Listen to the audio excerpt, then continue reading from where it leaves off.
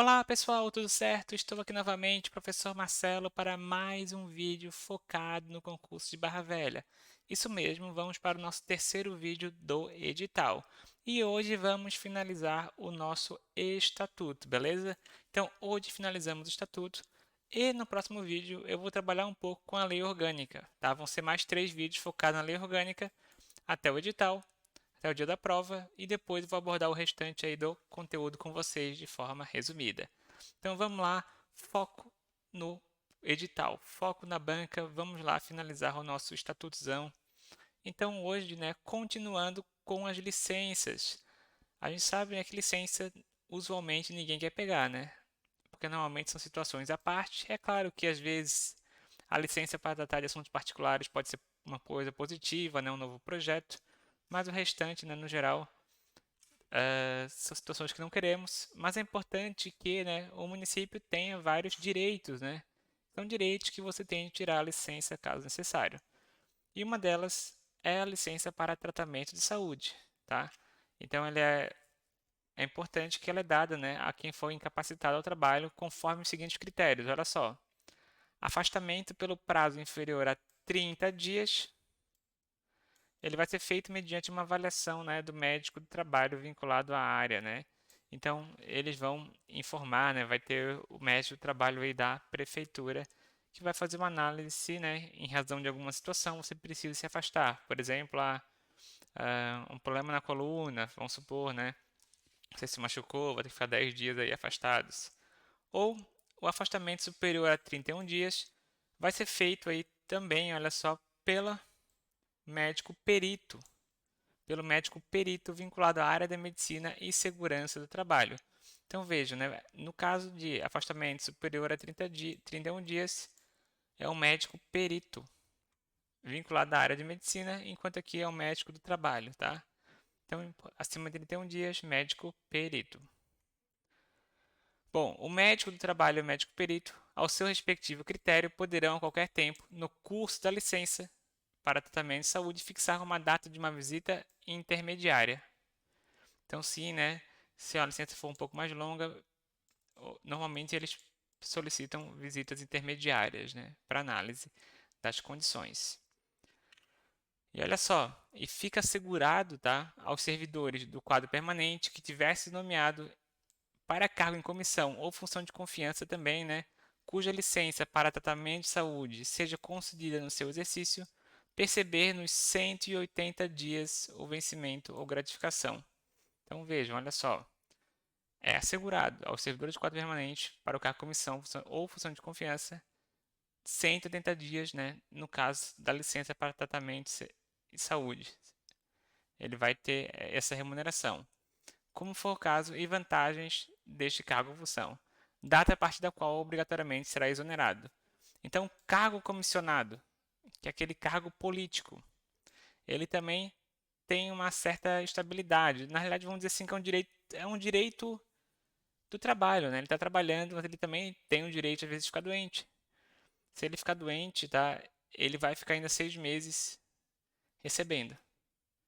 Passou disso, ele é exonerado. O cargo em comissão, então, né? O cargo em comissão. No caso, se for um servidor efetivo, né? Ele só vai perder a função de confiança, né? A partir do sexto mês. Só a função de confiança. E aí, e o servidor, né? No curso da licença, abster-se-á de exercer qualquer atividade. Ah, importante, olha só. É óbvio que o servidor ele não pode exercer uma outra atividade remunerada enquanto estiver na licença para tratamento de saúde. Eu digo assim, se tem uma situação na lei, no estatuto do município, é porque história tem, né? Quem acompanha, quem estuda, né, pessoal, a gente vê algumas diferenças entre prefeituras e normalmente é porque tem alguma história, né? E o estatuto aqui de Barra Velha deixa bem claro que durante a sua licença de saúde você não pode exercer uma outra atividade remuneratória de caráter contínuo ou até de graça, mas que possa interferir ou retardar sua recuperação, sob pena de cassação imediata da licença, com perda total da remuneração correspondente ao período já gozado, sujeitando ainda a sanções disciplinares, podendo responder aí um PAD, né? Então vejam, um servidor efetivo, comissionado, que tiver licença também, se exercer até uma atividade de graça, mas isso vai interferir no seu processo de recuperação, então vamos supor que um servidor não pode estar trabalhando e não consegue mexer as pernas adequadamente, está com problema nas pernas, e foi visto aí jogando futebol ou trabalhando no pesado, né? Em outra obra, em outra situação, mesmo no privado. Proibido, né? Vai perder a licença se tiver uma denúncia. Nós temos a licença gestante. É a clássica, né? Em Barra Velha é um dos padrões aí na área pública, 180 dias de boa parte dos municípios, né? 180 dias sem prejuízo da remuneração. E ela começa a ter o direito, né, a partir do 28º dia antes do parto e a partir da partir da ocorrência deste, né? Então, normalmente poderá já exercer, né, esse direito no 28º dia antes, mediante, né, claro, a apresentação do atestado médico. E em caso de parto antecipado, a servidora terá direito aos 120 dias previstos no artigo. A servidora também que adotar ou tiver guarda judicial serão concedidos 120 dias. Então veja, adotar uma criança 120 dias.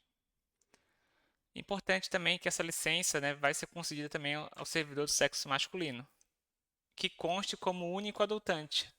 Então olha só, né? O homem ele tem que ser o único adotante e aí ele vai ter o direito à licença à gestante e à adotante. Só nesse caso. Temos a licença por acidente. Então, ó, será licenciado com remuneração integral, incluindo os auxílios, o servidor que for acidentado em serviço.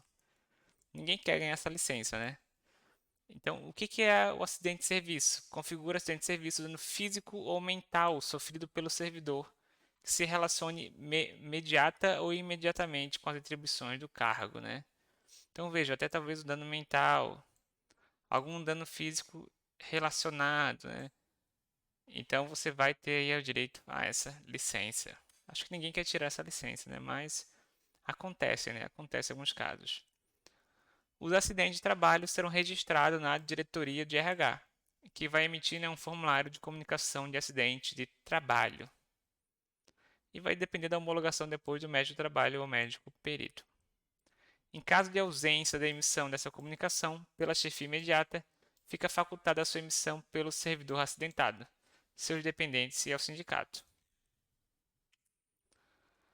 Nós temos agora também a licença por motivo de doença na família, né? Então, a outra licença, aquela era para tratamento de saúde da própria pessoa, e essa, né, para tratar alguém da sua família. Então, sim, o servidor ele tem um direito, né? É uma outra licença bem interessante, né? E ajuda bastante. O município que eu trabalho tem essa também. Então, algumas pessoas tiram, né? Que é uma licença que você pode tratar do seu cônjuge, companheiro, filho, enteados e até os pais que vivam aí sobre a sua expenses, que você banca basicamente, né? E é claro que tem que estar registrado lá dentro do assentamento individual, né? Você tem que registrar sempre lá no RH da prefeitura, né? Só que é claro, né? Para você ganhar essa licença, você tem que comprovar que é indispensável a sua assistência, né? Então você tem que comprovar, olha, eu trabalho no período da tarde e eu toda tarde tenho que levar o meu pai na fisioterapia, vamos supor, né? Só eu posso cuidar daquela pessoa que está com Alzheimer, né? Isso é um caso que eu vi, né? Então, que a pessoa conseguiu, né? Só ela poderia ficar no período da manhã e aí ela conseguiu essa licença, né? Para tratar do motivo de doença. O que é importante, pessoal? Olha só, essa licença, assim como em muitos municípios, você vai ganhar 90 dias essa licença com a sua remuneração e pode prorrogar por mais 90. Então, né? Você pode solicitar para a Secretaria de Administração, sua secretaria, mais 90 dias. 90 mais 90, então 180 dias. Com a remuneração. Se você quiser continuar depois de licença, a partir daí você pode ficar mais 3 anos e meio, né? Mas o restante do período até dar 4 anos, tá? Então você pode completar 4 anos de período de licença, que é o período máximo mesmo de todas as licenças, né, da prefeitura. Então você pode ficar basicamente 180 dias com remuneração e a partir daí, né, você pode ficar mais 3 anos e meio até completar 4 anos sem, nesse caso daí, né, sem remuneração. Bom, é bom ter a possibilidade, né? Ter esses direitos.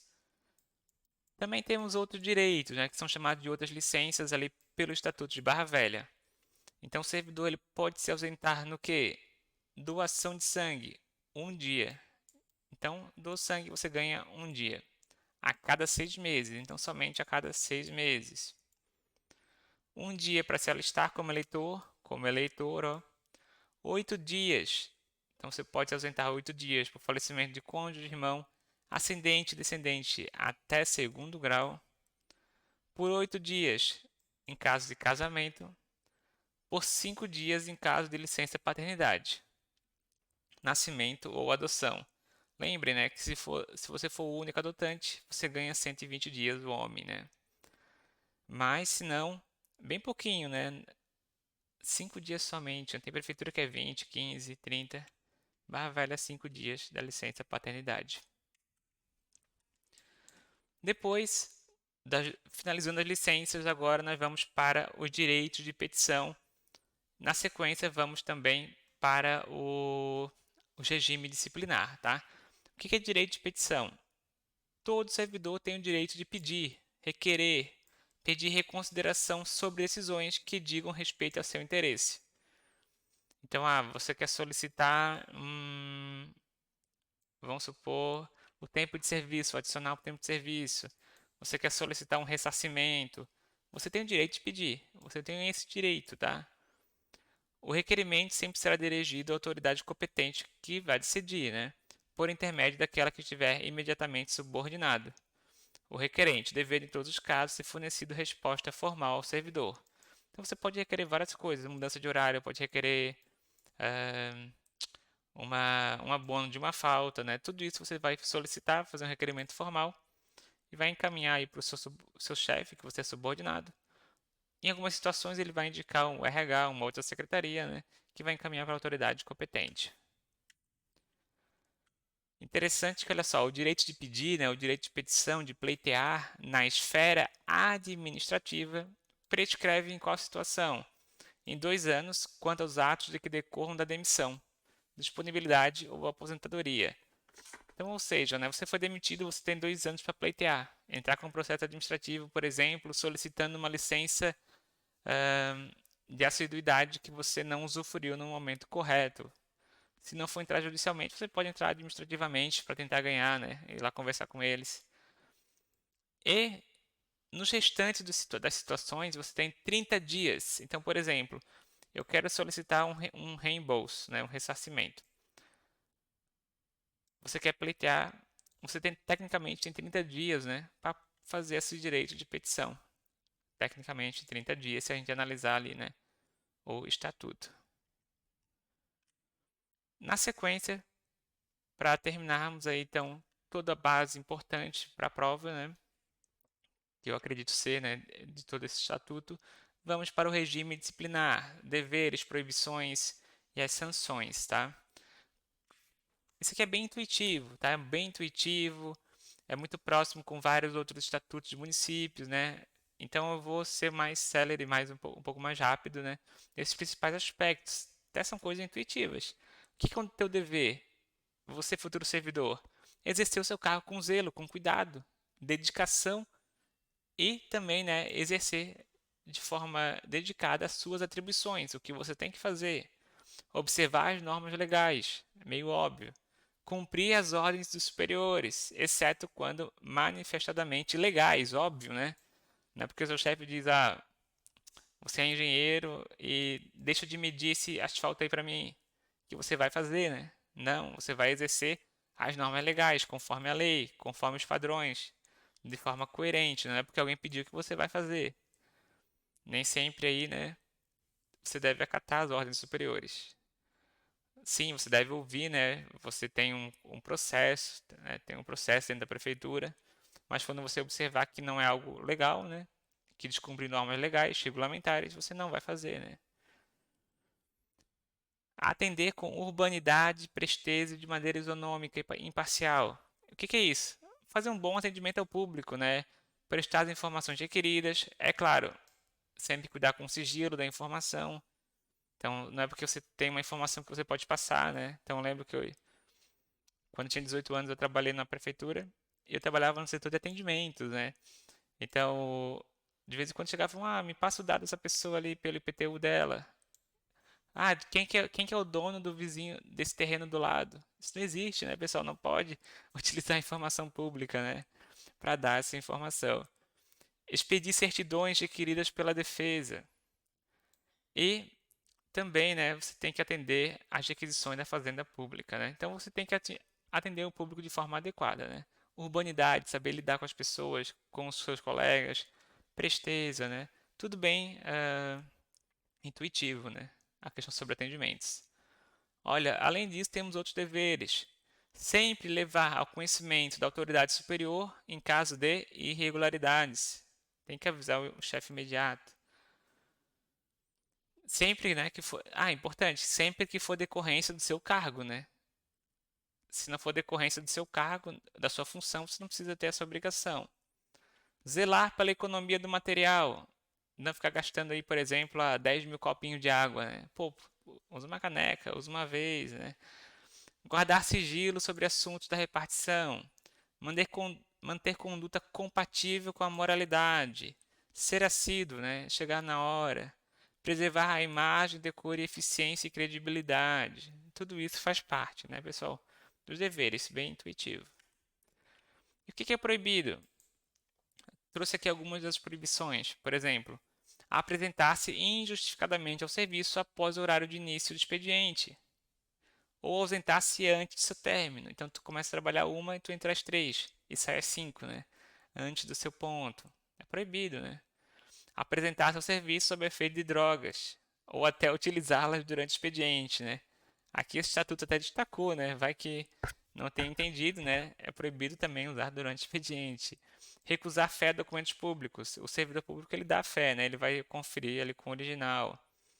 Opor resistência injustificada ao andamento de um processo. Ficar atrasando um processo. Não pode, né? Se é a sua competência, é a sua atribuição e está tudo certo, você tem que dar andamento, né? Então vejam, então é proibido o quê? Trabalhar com burocracia, basicamente agir de forma imoral, né? Fazer algo inadequado durante o seu trabalho, chegar atrasado, isso sem autorização, né? Se você pedir autorização, for concedido, você pode, né? Alguma situação especial ou outra, né? Tem várias outras proibições, mas todas elas são intuitivas, né? São algumas situações básicas, né? Como, por exemplo, ali, né? Apresentar-se, né? Que é óbvio que é proibido apresentar-se ao serviço drogado, né? Então, são várias coisas também nesse sentido. E, né? Como que o servidor responde? É sempre importante, né? Eu digo isso na área pública, às vezes, eu vejo alguns cargos comissionados, políticos, e algumas pessoas que entram sem conhecer as responsabilidades. Nós, servidores, temos muita responsabilidade. Tudo aquilo que você faz, né, você pode vir a responder administrativamente, civil e penalmente, né? Não é para ter medo da função, né? Quem faz a função corretamente não precisa ter medo. Mas, eventualmente, né, é possível responder civil, penal e administrativamente pelo exercício irregular. E aí nós temos algumas situações, olha só. Você pode responder civilmente, conforme o estatuto, em ato omisso ou comissivo, doloso ou culposo, que resulte no prejuízo ao erário ou a terceiro, né? Então vamos supor que você bateu o carro da prefeitura, de forma aí que você agiu de forma inadequada, né? Você vai responder aí, você pode responder aí ao dano ao erário. Sim, você vai responder, tá? E olha só, tratando-se de dano causado ao patrimônio, o ressarcimento poderá ocorrer mediante desconto em folha. É bem comum, né? As situações aí de motoristas que causam acidente, o desconto é em folha. As multas. Então você andou, dirigiu de forma imprudente. Uma multa. Se eu tomar uma multa, nesse caso aí, né, você pode responder, né? Você pode vir a responder e é claro que você aí vai solicitar o desconto em folha. E tratando-se de dano causado a terceiros, responderá o servidor perante a Fazenda Pública em ação regressiva. Já a responsabilidade penal, é claro que ela abrange os crimes e contravenções imputados nesta qualidade, né, os crimes conforme aí o Código Penal, né? E aí, furtar, né, cometer um roubo, são situações aí possíveis aí de crime, dentre outras, né? Aí, nesse caso, você vai responder penalmente. O mais comum é civilmente, né, o que mais acontece, e administrativamente, que são os mais convencionais que eu mais observo aí na prática em algumas situações, né? E a responsabilidade administrativa, ela resulta de ato omissivo, comissivo, praticado no desempenho do seu cargo. Então, vamos supor uma situação que você atrasa um processo porque você quer, não tem nenhum motivo, e você está atrasando esse processo. Você pode responder administrativamente por isso, né? E em várias situações, você pode responder civilmente, penalmente e administrativamente. Você pode ser sanções acumuladas, né? São independentes entre si, tá? São independentes entre si.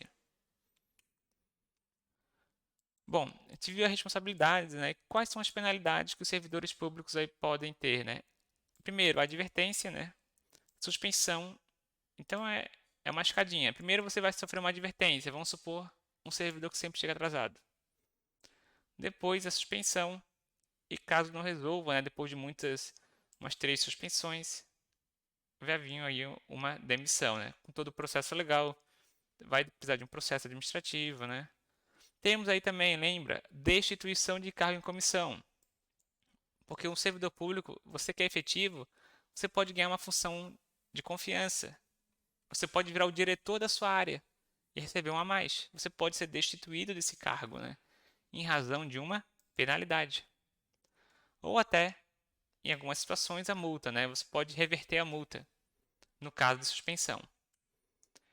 Então, olha só, na aplicação da penalidade é meio claro, né? Que vai ser conforme a natureza e gravidade. E não é, professor, cheguei um dia atrasado, quero me demitir. Não pode acontecer isso, não existe, né? Não, é uma infração mínima, tá? Não se preocupe. Se você achar que você está sofrendo aí um assédio moral aí do secretário, grave, né? Vá no Ministério Público, né? Qualquer coisa, pode perguntar que eu posso contribuir e ajudar vocês aí nessas situações, né? Eu já vi algumas situações acontecerem isso, né? Bom, mas não é o geral, né? Não é o geral. É importante que a penalidade então vai ser conforme a natureza, a gravidade, os danos que a situação ocasionou ao serviço público e também analisar as circunstâncias agravantes ou atenuantes, né? Então, por exemplo, um servidor que sempre age da forma correta, tem muito tempo de serviço, bons antecedentes, vai ser minimizado caso um dia ele faça uma cagada, né? Então, isso tudo é minimizado nas penalidades. Agora, se é um servidor que sempre falta, sempre suspensões várias, isso vai contar negativamente aí nos seus antecedentes. Funcionais, né? Funcionais. A suspensão, ela só pode ser aplicada, né, em caso de reincidência das faltas punidas com advertência. Então, foi punido com várias advertências, pode conseguir aí a suspensão. Ou violação de demais deveres e proibições que não tipifiquem infração sujeita a penalidade de demissão, né? Então você, ó, deixa eu pegar aqui, vamos ver.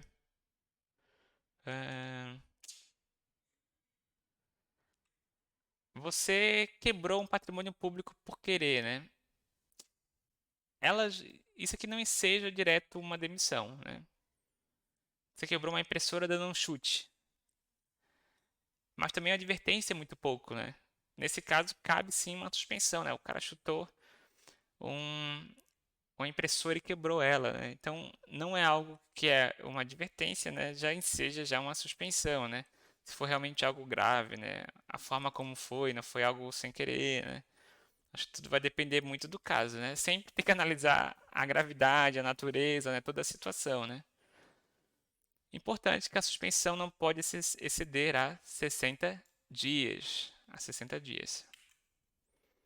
E quando houver a conveniência para a continuidade de serviço público, a pena de suspensão pode ser convertida em uma multa de 50% por dia de vencimento ou remuneração, sendo obrigatória, nesse caso, a permanência do servidor em serviço. Então essa é mais sacanagem, né? Tu mantém o servidor e ele ganha uma multa de 50% por dia de vencimento, né? As penalidades de advertência e suspensão terão seus registros cancelados, olha só, após o decurso de 3 e 5 anos. Então elas caducam, né? Elas vão sair lá do registro até para uma possível futura demissão, né, que acumule essas suspensões. As advertências de suspensão terão aí, né, em 3 anos. No caso das advertências, elas vão sair aí do seu registro, e 5 anos no caso das suspensões, né? Se o servidor não houver nesse período, olha só, praticado uma nova infração. Então, se não tiver praticado uma nova infração, ela vai sair, né? Vão ser cancelados do seu registro. Para finalizar, rapidinho, né? Não precisa decorar todas, só entender, né? E quais são os casos de demissão mesmo? Quais são os casos graves? Primeiro, abandono de cargo. Chegar e não ir mais trabalhar. Passou 30 dias sem trabalhar, é abandono de cargo. E na assiduidade habitual, você sempre chega atrasado aí por mais de 60 dias. Os casos de improbidade administrativa, incontinência pública ou conduta escandalosa, vai trabalhar pelado. Insubordinação grave, manda alguém tomar no cu e pior ainda, né? Quer dizer, outros palavrões, realmente dá um soco no chefe, dá um soco no contribuinte, que eu acho que às vezes eu já vi situações aí que o pessoal teve vontade de dar soco no contribuinte. Mas o negócio grave, né, pessoal? Grave, aí pode ser aberto um PAD, né, um processo administrativo, para analisar a situação, né? Uma ofensa física, ó, aqui na realidade estava aqui, ofensa física a servidor ou ao particular, salvo em legítima defesa, né? Se o contribuinte já veio brabo, já veio te socar e tu só revidou, né? Aí uma outra situação. Aplicou irregularmente dinheiro público, lesou o cofre público, corrupção, é demissão. Acumulação ilegal de cargo. Você A gente sabe que cargo de professor pode acumular. Agora você é cargo de professor, mas você está acumulando no mesmo horário. No mesmo horário, como assim tu é professor de Barra Velha e professor de Joinville no mesmo período da tarde, né? Isso não existe, né? Não utilizar EPI no horário, né? Desculpa, não utilizar EPI fornecido pelo município. Então tem cargos que tem que usar EPI, tem que usar o capacete. Então vejam, né? Ele tem esse destaque que algumas prefeituras também dão, né? Isso aí seja demissão direto. Lembrando que tem que passar pelo PAD. Detectada. Aqui é interessante, né? Aquela acumulação ilegal, né? Se ela for detectada, o RH vai notificar o servidor, por intermédio da sua chefia, para apresentar a opção. Ele tem que escolher, né? Qual vai ser o cargo que ele vai querer. E se não escolher, né? Vai ser aí aberto o PAD, né? Vai ser aberto o PAD, instaurado o PAD. E também para fins disciplinares, em relação ali a essas questões disciplinares, o abandono de cargo, só para vocês gravarem bem, ele é caracterizado pela ausência injustificada por mais de 30 dias consecutivos, mais de 30. A inassiduidade habitual, ela é a falta ao serviço sem causa justificada por 60 dias, interpoladamente durante o período. Então, falta, vários atrasos, assim, em vários momentos durante 60 dias. E atrasos ou faltas injustificadas contumazes, corriqueiras, quando se repetirem por mais de 5 vezes no prazo de 30 dias também, né? Então vejam, 3 situações aí que podem resultar basicamente demissão. E é claro que as faltas injustificadas também é advertência, né? E também a inassiduidade. Quem que vai aplicar as penalidades? O chefe do poder, dirigente máximo, quando se tratar de demissão ou suspensão. Demissão é o chefe do poder, é o prefeito, por exemplo, no Poder Executivo. E a suspensão por mais de 30 dias. Então, o servidor, para ser suspenso por mais de 30 dias, prefeito, no Poder Executivo. Pelas autoridades administrativas de hierarquia imediatamente inferior àquelas mencionadas no inciso 1, ou seja, os secretários, quando se tratar, no geral, né, pode ter um diretor que também tem essa mesma hierarquia, quando se tratar de suspensão superior a 15 dias. Então, uma suspensão, uma S, de 15 a 30 dias, pode ser feita por S de suspensão, S de secretário. Lembrem isso, né? Uma hierarquia inferior. Tem diretor-geral também, né, que tem a mesma hierarquia, mas no geral são secretários. Então, de 15 a 30 dias, suspensão pelo secretário. E pelo gerente, então, seu subchefe, né? Ou cargo equivalente, no caso de advertência ou suspensão. Então, seu chefe, que é um gerente de setor, ele pode dar uma advertência, né? E até chegar a dar uma suspensão de até 15 dias. É assim fácil, pessoal? Não é assim fácil. Não é todo mundo que acontece isso, né? Eu, na área pública, vi poucos casos. Normalmente, foi por uma briga, foi por uma situação, né? Teve situações que eu vi que realmente o secretário estava certo. Na outra, né, a gente nem sabia da informação direito, mas o funcionário estava certo. Depois o funcionário entrou no Ministério Público e voltou para o cargo dele, né? Isso aí nos meus 10 anos aí na área pública, né? Então a gente já viu todas essas situações, né? É claro que na minha área não, né? Eu já vi em outras áreas, em outras secretarias. A maior parte foi secretaria de obra, né? Dos rolos que eu observei, né? E alguns de educação também. Mas acontece. Mas relaxa, pessoal. Isso aí não é muito comum, mas acontece às vezes, né? Por isso que tem, né? Nas regras dos estatutos, tem deveres, tem atribuições, tem proibições. Se um dia vocês forem chefe, a gente passa também por essas situações, né? Vocês podem virar um dia, né, função de confiança, como diretores de um setor, gerentes de um setor. Bom, em relação à ação disciplinar, ela pode prescrever também. Olha só, em um ano, quanto às infrações puníveis com demissão e destituição de cargo. Então, uma ação disciplinar ela pode prescrever em um ano sobre demissão, em 90 dias quanto à suspensão e em 30 dias quanto à advertência.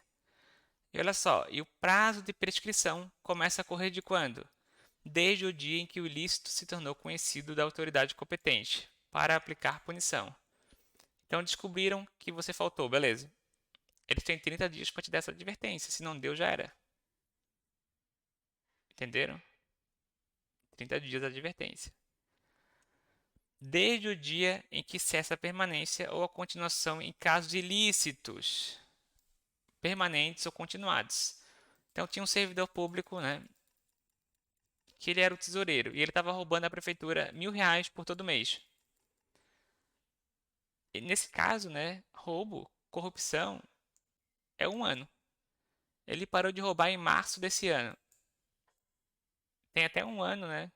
Lembrando, para a partir do momento que foi descoberto, para começar aí a encontrar e não deixar prescrever essa ação disciplinar. Para não prescrever essa ação disciplinar. Então vejam, né? É claro que uma situação como essa eles não vão deixar, né? Não vão deixar, no geral, né? No geral não vão deixar.